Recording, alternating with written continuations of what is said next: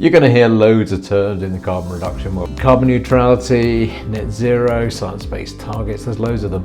Let's take a look at maybe the 6 or 7 most popular ones out there, compare them one by one, and take a look about which one makes most sense for your company to adopt. Okay, let's take a look. So we're going to take a look at the terms one by one, and let's start with the easiest one, which is carbon neutral. So carbon neutral, you'll hear over and over and over again. I hate the term. I think it's totally misleading, because what it means is you're going to do nothing about your carbon reduction. You're just going to carry on business as normal, but you're going to buy some offsets. And offsets, as you know, if you've read, as I say in my book, I've got a real problem with those offsets. Are they as good as they say they are? Are you buying what you think you're getting, etc., etc.? So all you're doing is business as normal, paying someone else to kind of counteract the problem for you. But are you really? That's the question. So don't like the term carbon neutral. The next thing you're going to hear, the next one up, that actually means you're going to be at least looking at your carbon, not just kind of paying someone a check, is SCCR, which is the Streamlined Energy and Carbon Reporting System, which is a UK piece of legislation. That means that you look at your Scope 1 and Scope 2 emissions only. That's all it looks at. So it's really quite basic in its kind of outlook. What are Scope 1 and Scope 2? It's basically your electricity, your gas, your fuel. So those basic things, so petrol and diesel. So it's quite basic, but you know what? It's better than nothing. And it's the standard the UK have adopted currently. I think they're going to extend it, but that's what they're currently doing. Next one up from that is one called PPN 0621. That stands for Public Procurement Notice, 06 being June 2021 when the sort of standard came out. And PPN 0621 takes the SCCR and adds in 5 of the Scope 3 carbon factors, which are deliveries you get. So if you look at the cost of delivering stuff into you, especially if you're kind of a manufacturer or a reseller. Deliveries you make out, again, if you're a manufacturer, that really kind of makes sense to you, or again, resellers do a lot of deliveries. Business travel, commuting, and waste. So some really good ones in there. I quite like PPN 0621. So carbon neutral, don't do anything, just write a check.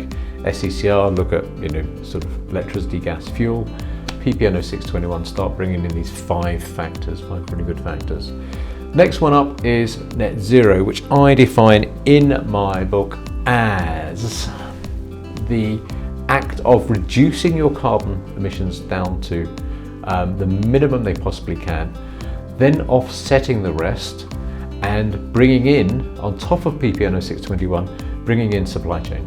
I've looked at many companies, and if you are a reseller, if you are a manufacturer especially, you cannot ignore your supply chain. So, it's hugely important, and that's net zero. Drive your carbon emissions down as low as they possibly can, offset what's left, or remove if you can afford it. It's expensive at the moment, and include your supply chain. Next one up from that, the next most popular one that we deal with is science-based targets. Now, science-based targets, often shortened to SBT, is where you take all of your 15 sort of emissions and you start to introduce the concept of reducing your carbon in line with what the world needs.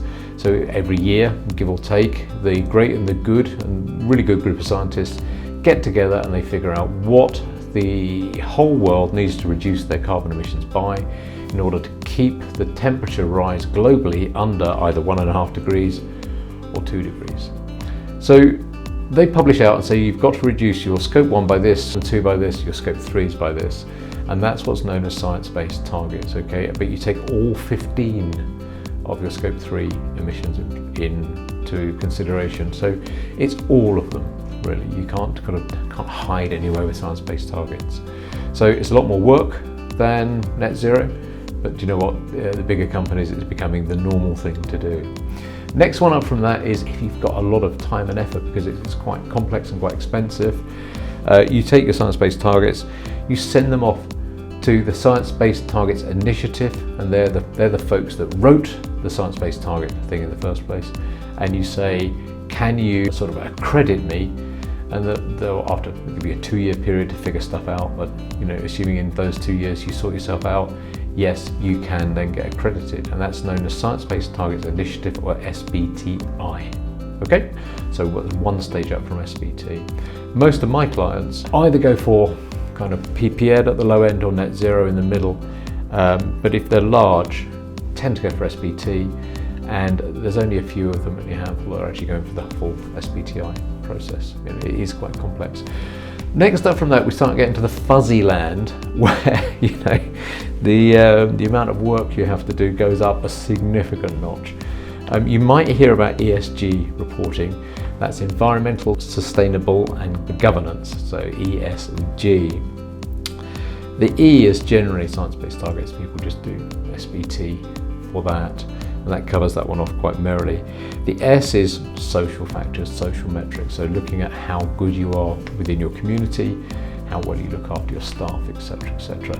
A few of my clients, probably around about 7 to 10% of them now are going for B Corp, and B Corp kind of pushes those buttons. And B Corp looks at gender equality, racial equality, mental health training, all those sorts of good things, and I'm a big fan of those. The G, governance, it's kind of trivial. It just says that you have a committee that looks at it every month or every 3 months, that sort of thing, and it's chaired by someone who's generally a non-exec on the board. So at the top end, you've got ESG. The other one you might hear there is a sustainability plan. They're quite good because they start bringing in things that aren't just about carbon. So, for example, change of land use. So I'm going to build a new building, and we're going to, for example, demolish this forest to put the building on. In the whole SBT, that's probably not covered. So that's probably kind of missed out of the SBT world, but in the sustainability world, looking at the change of land use and the loss of biodiversity, etc., that certainly is a factor that people should consider, and that's what you start bringing in with sustainability plans. Okay, so there's more things going on than just sort of carbon. The other one, and probably the last one I'll cover, is TCFT, where Task Force for Climate Change Financial Disclosure. On TCFT, what they're looking at really is doing the full science-based targets analysis. As I say, that's becoming the norm. But then also bringing in what are the risks involved to your business because of the climate changing. What are you doing about them? What opportunities does that give you? And how are you going to mitigate those risks? So the whole TCFT is all about, while it is changing, what's the impact to you as a business? And that's a global standard. Okay, so look, in summary, carbon neutral, really don't like that. I'm not a big fan of offsets, but they are what they are. Then you've got SCCR, scope 1, scope 2.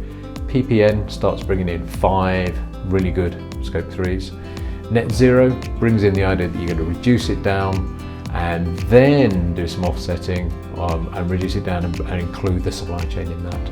Then you've got science-based targets, again, for bigger companies, and that takes all 15 scope 3s into consideration.